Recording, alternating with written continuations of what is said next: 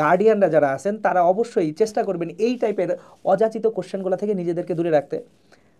পাশের বাসার আন্টি দিয়ে ইনফ্লুয়েসড হয়েন না। আমি এই বিষয়টা নিয়ে আমি বোধহয় অনেক বেশি বলি, পাশের বাসার আন্টি, পাশের বাসার আন্টি, আমি সারাদিন বলতে থাকি। কারণ আমি যেটা দেখছি এই পাশের বাসার আন্টি বা অফিসের কলিগ ভাইজান, এদের জন্য দেখা যায় আমাদের পরিবারগুলো এখন ব্যাপক যন্ত্রণা।